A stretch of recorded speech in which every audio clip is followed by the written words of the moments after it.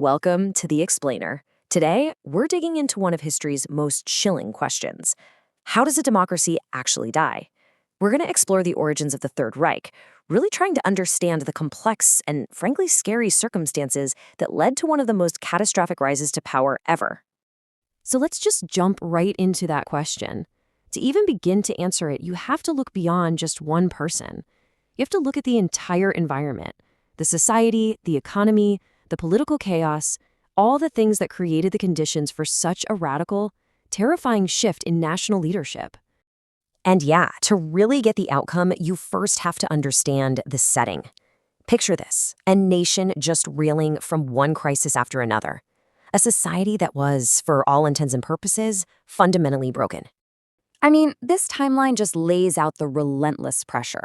First, you've got the Treaty of Versailles, which felt like a national humiliation and brought crippling debt. Then, just a few years later, hyperinflation, so bad that people's life savings were literally worthless. We're talking wheelbarrows full of cash just to buy bread. And before they could even catch their breath, bam, the Great Depression hits, and millions are out of work. This wasn't just one bad day. It was a solid decade of crisis that just destroyed any faith people had in the system. You know, this was Germany's first real go at a modern democracy. But the Weimar Republic was basically born from defeat in World War I, so right away it was tied to that feeling of national shame. It was incredibly fragile, with so many competing political parties that forming a stable government that could actually get things done was, well, almost impossible. So, let's recap.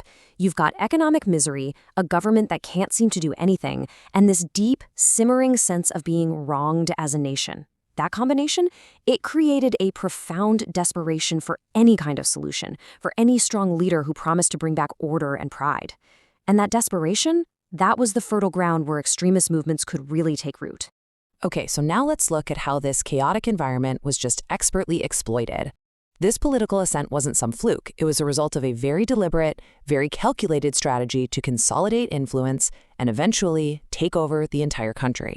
What's so fascinating here is how this breaks down their rise into a clear, methodical playbook.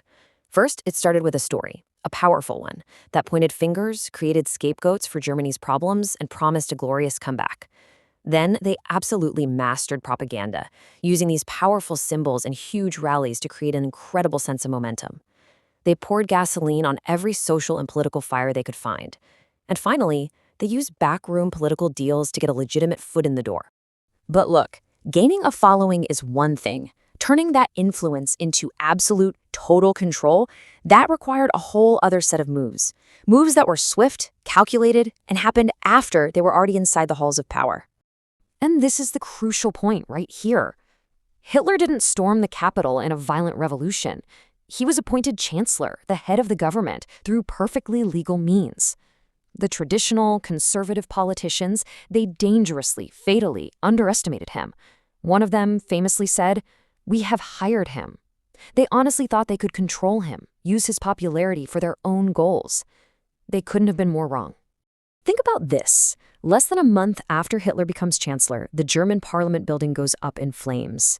The Nazis immediately pointed the finger at their biggest political rivals, the communists, and whipped up a storm of national panic. This crisis was the perfect excuse, the pretext they needed to argue that the nation was under attack and that extreme measures were needed to save it. And this chart just shows the result in the starkest terms possible. Using the fire as their reason, the government passed something called the Reichstag Fire Decree. And look at this, in one single move, the basic rights of a democracy, freedom of speech, freedom of the press, freedom to assemble, were all suspended, just gone. The legal foundation of the German Republic was shattered, almost literally overnight. So, why are we going through all this? Because this isn't just some old history lesson. It's a vital case study on just how fragile democracy can be, and it shows the factors that can lead to its collapse anywhere in the world. What we've seen is that this was a perfect storm. It wasn't just one single thing. It was that terrible economic hardship crashing into deep political division. It was the masterful use of national grievance, and then using a crisis to just erase people's rights. And, so critically, it involved the establishment politicians completely underestimating the extremist movement they thought they could somehow control. So the big takeaway from this explainer isn't just about what happened back then, it's about recognizing the patterns. Understanding this history forces us to ask a really important question for today. Do we actually know how to spot the warning signs when a democracy starts to decay? And are we ready to protect it?